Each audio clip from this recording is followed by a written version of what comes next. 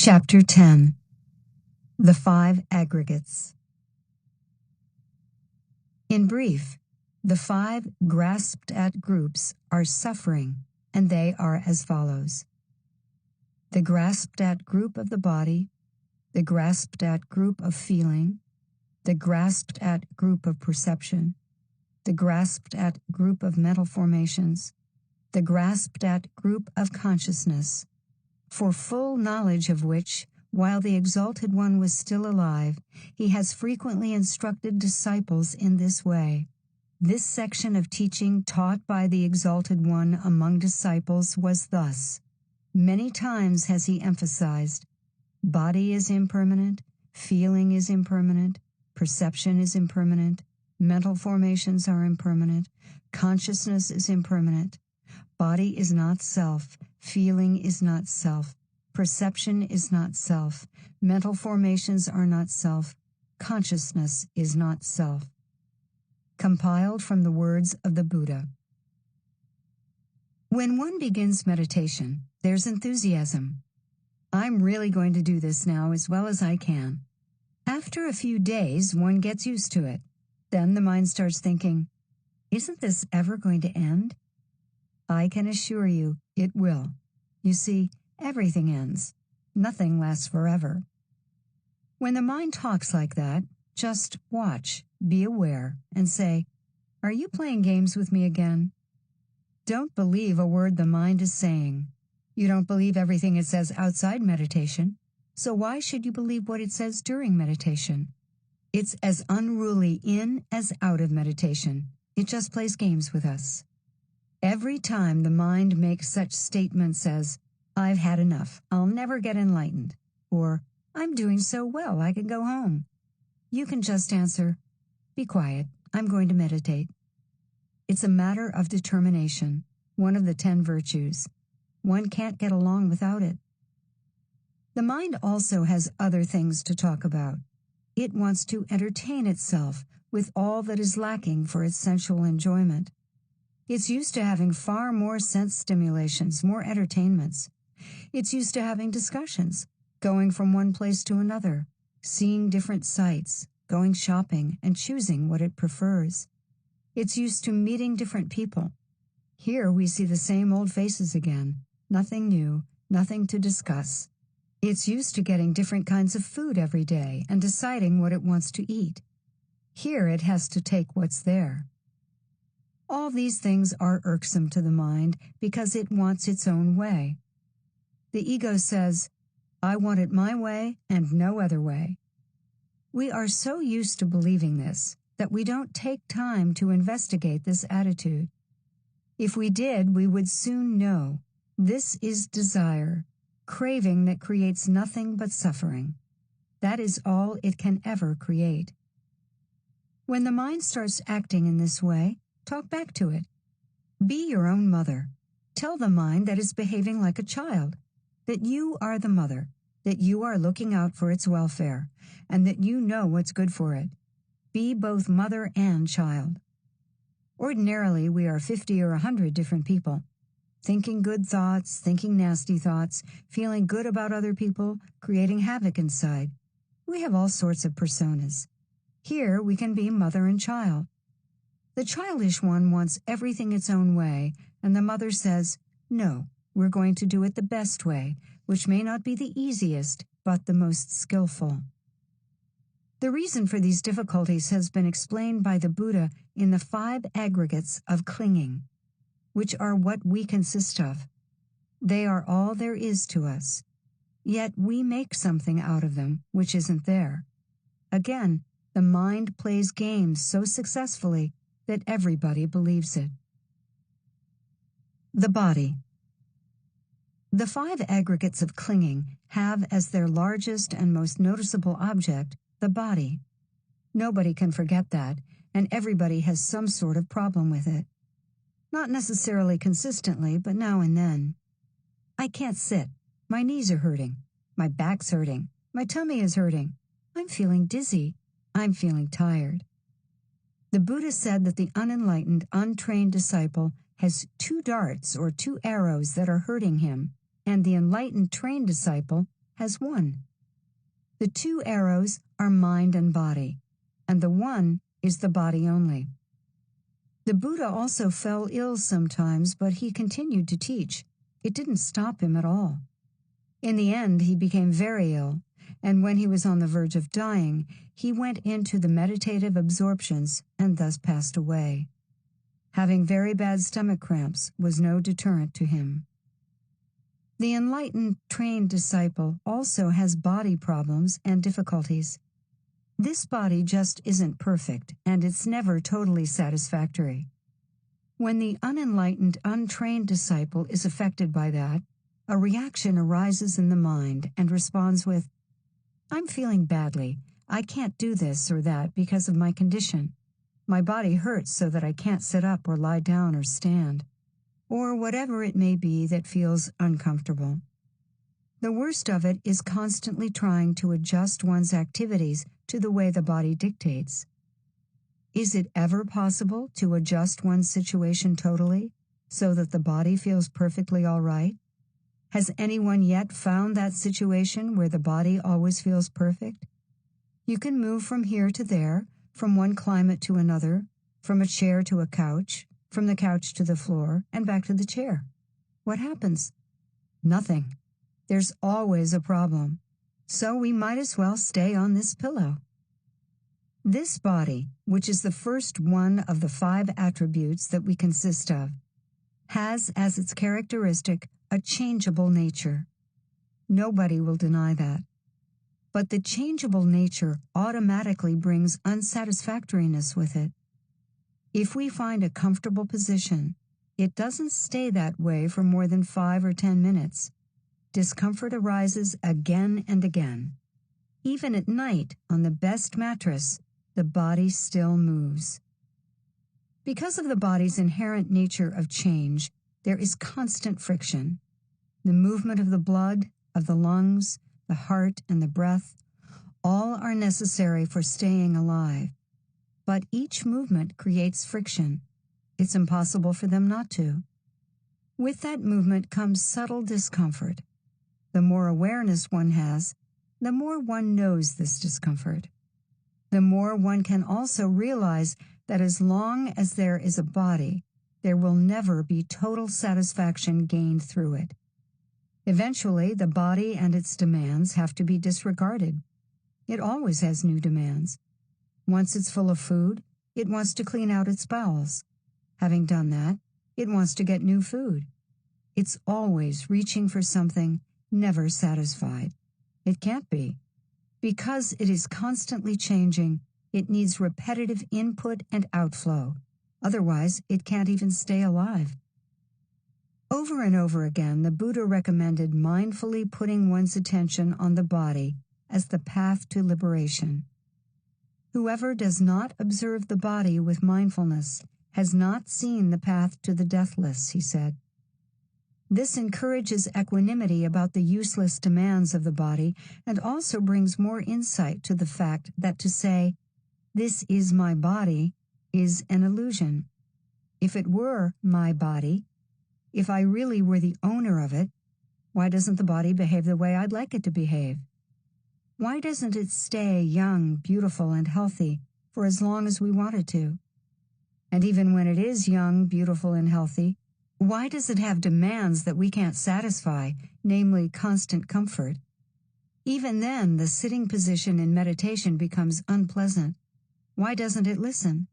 Why does it die when we want to live? Why do other people's bodies die when we want them to live?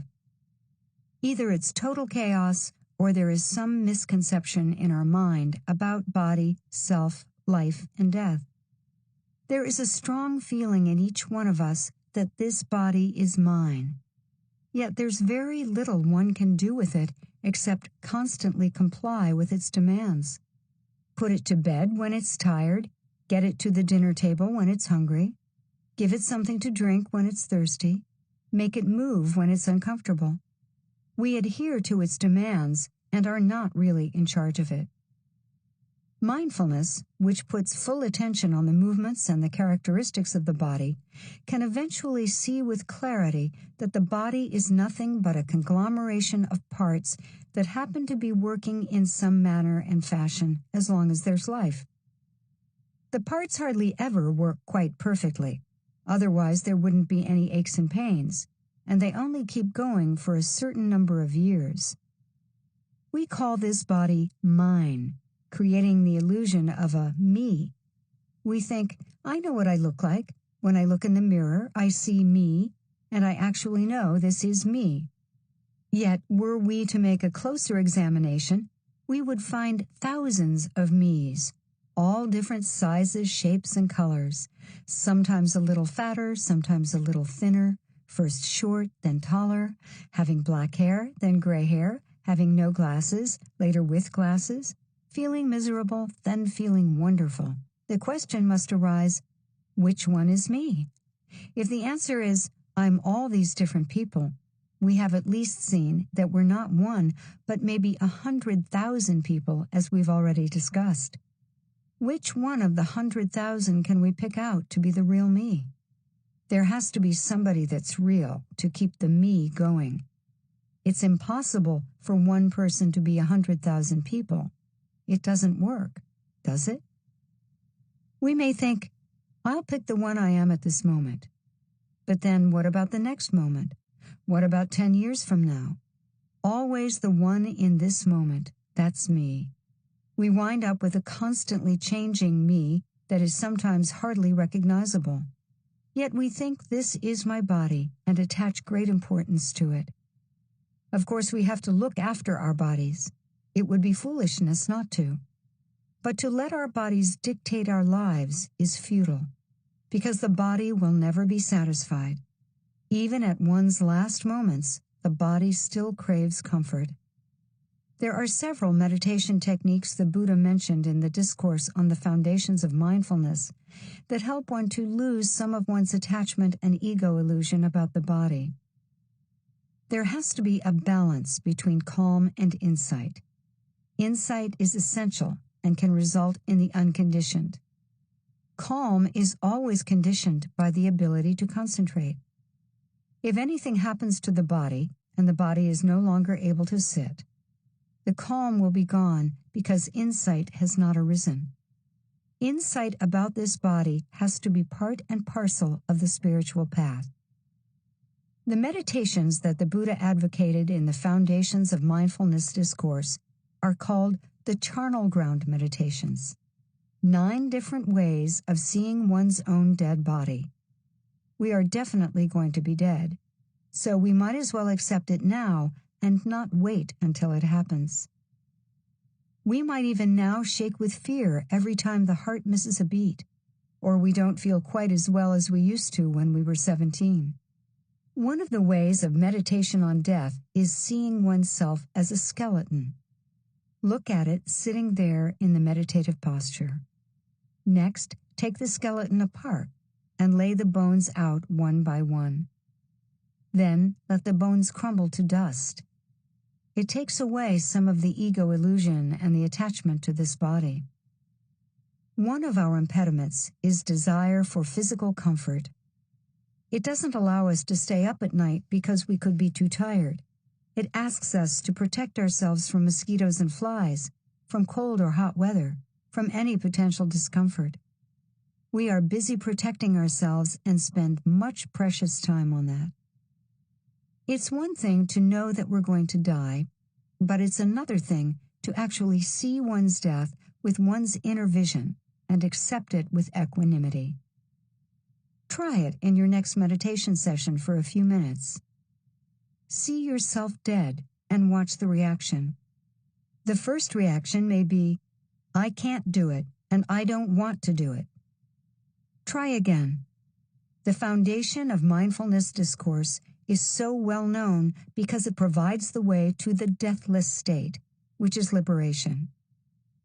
Most people come to a meditation course because they want to get some peace and quiet. They want to get away from it all and find some bliss, joy, and happiness that they can't find at home. Fine, but that's only one aspect of the Buddha's teaching. The Buddha called this a pleasant abiding, and it relies on favorable conditions.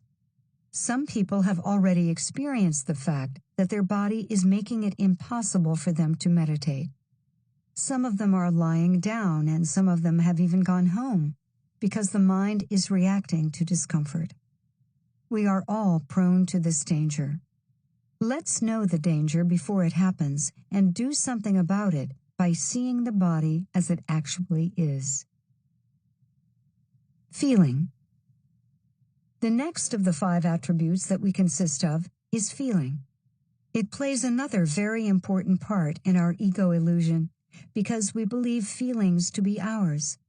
I'm feeling well or unwell, or I'm feeling happy or unhappy. Yet, if they are ours, why don't we have jurisdiction over them? Why can't we constantly feel well, constantly feel happy, alert, at ease? Why not? Who is in charge of all of this? The ego illusion arises because we believe body and feeling to be ours. Yet when we examine them, we must come to the conclusion that we really have no say in the matter. It's all just happening. How do we come to think it's me? When there's any feeling of discomfort, sadness, boredom, or frustration, we become uncomfortable, sad, bored, frustrated. We react by being involved with the feeling, instead of knowing that this feeling has arisen and will pass away, as all feelings do. The moment we take our attention off the sadness and frustration, the boredom or intolerance, they're gone. But instead, we believe our feelings stay with us and act accordingly. When the feeling of anger arises, people become angry instead of saying, "Ah, yes, it's a feeling of anger. It will pass. I'll take my attention off it." Nothing creates ego except the belief that I am the body, I am the feeling. Perceptions. Next, we consist of perceptions, which tell us what things are. When the eye sees something, all it can distinguish is shape and color. The eye can only see that this is square and white in front and black at the back. But because you've seen such a thing many times before, you know this is a clock. The mind says, clock. And then the mind might continue, I wonder if it's local. She probably brought it with her from Australia. I wonder what it would cost over there. That's the mind talking. But if a 3-year-old comes in here and sees this, he may try playing ball with it. He doesn't know it's a clock. He might think it's a ball because he's familiar with balls. Or he might think it's a building block and try to make a house with it. That's what he's familiar with. That's his perception of it. The eye sees only shape and color, but perception has the conditioning of memory. Somebody who hasn't got a clock might think, I want one like that too. Or somebody who has a better one might think, mine is much more valuable. Ego is arising immediately, asserting its desires or superiority feelings. In reality, all we have seen is a square little box, black at the back and white at the front. Because of ego delusion and conditioning, perception creates a thinking process that we, of course, believe. There's no reason to disbelieve it because we've never analyzed it. By believing it, we are perpetuating the ego illusion. We are constantly thinking because we have to support our ego illusion. The ego is so fragile that it will fall apart unless it's supported. We keep adhering to the demands of the body, and we become the feeling to support our ego illusion. If we were only to look at the feeling and say, it's just a feeling, then there would be no ego affirmation. Ego needs constant support because it isn't real. We don't have to keep saying, this is a house, this is a big house, this is an old house. It's obvious. This house exists. But the ego doesn't, and therefore it needs constant confirmation. This support comes from our thinking process and gets additional help from being appreciated and loved, and through sense contacts and our perception of them. Mental formations. We further consist of mental formations. They are also called the comma formations. They are the comma makers. The moment the thought process starts, we're making comma. If somebody sees this clock and says, "It's a clock, I don't have one, I'd like one too," comma has been made, the comma of greed. Or someone says, "This is a nice clock, mine isn't as nice." That's comma of envy. Immediately when the thought process starts, some comma is being made. Some of it is neutral. There's no impact from it. When one just says, "Ah, that's a clock," that's neutral. But most of the time we make either good or bad comma. If we see a color and we say, "I'm going to paint my house that color," that's neutral. But behind it may already be the intention of having a nicer house than the neighbor. That's unskillful comma. When we believe all that's going on in the mind, we have our cherished ego support. That's why it's so difficult to stop thinking in meditation, because the ego support would be lost. Even if the thinking stops for a moment and there is calm and quiet, the thoughts will immediately come back and say, "Ooh, what was that? That was nice." That's the end of that meditation, and one has to start all over again. There is constant comma being made with our thought processes.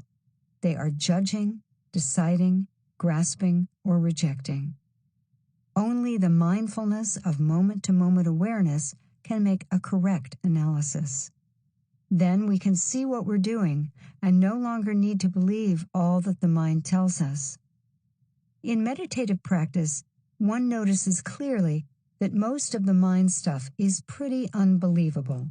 It's either old and gone, or it hasn't even happened yet, or it's plain fantasy.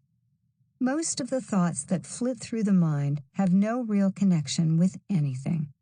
The mind usually grasps at some trigger and uses it to play its own games. Sense consciousness. The fifth attribute that we consist of is sense consciousness. This means the contact we make with our senses. The eye, the object, and eye consciousness come together, and what results is sight. The ear, the sound, and ear consciousness together produce hearing, etc. We are constantly using our senses. At this moment, you are using your eyes, your ears, your touch, and your mind consciousness. The eyes see what goes on around you. The ears hear what I'm saying, and the touch notices the sitting posture. The mind tries to grasp the meaning of what is heard. We try to create situations in which the senses contact what pleases us, but the endeavor is hopeless. It isn't possible to obtain only pleasant contacts. Constant attacks are being made on us through the senses. This is the way of living beings, and very noticeable in the human realm. When there is a very loud noise, people become frightened. Some noises are pleasing to us, and yet if we were to continue them without end, they would become unbearable. We can't simply continue to play Beethoven for the rest of our lives. The senses are not exactly what we think they are. In fact, most people take them for granted. They don't even think about them. All they want are the pleasurable sensations. Pleasure is certainly available through the senses, but very few people ever think that the senses are actually a misery to us. They are constantly pushing us in all directions, trying to find pleasure. The Buddha gave a simile about the body, its incessant demands, and resulting misery. A father and mother are traveling through the desert with their small child. They run out of provisions, but continue their journey until they become so weak and hungry that they can't go on. In the end, they slay the child and eat it. Our mental formations are compared to a prisoner who is being dragged by two fellows into a flaming pit. Our thought processes, whether good or bad, drag us into the flames of rebirth. The Buddha tried to show, with these similes, the inherent unsatisfactoriness of all that constitutes a human being, so that we could make real effort to get out of the wheel of birth and death. We have to understand that there is no individual who owns body, feeling, perception, thought, and consciousness. That is the most difficult aspect of the Buddha's teaching. Difficult to conceptualize and even more difficult to experience. Without meditation, it will remain an intellectual exercise. 5 khandhas, 5 aggregates, 5 attributes is all we are. Then the question arises, if that's all we are, what are we trying so hard for? Yes, that's all we are, but that's not what we think we are. We've got to work with what we know, and we don't know that that's all we are. We know something entirely different about ourselves. We know this is me with body and feeling, perception and thinking, and sense consciousness. So we have to work with that and purify our emotions in order to come to the point where we do know that's all there is. When there isn't anybody there, there couldn't possibly be a problem. Problems only exist if there's somebody there to have them. There is the deed, but no doer. There is suffering, but no sufferer. There is the path, but no one to enter it. And there is liberation, but no one to attain it.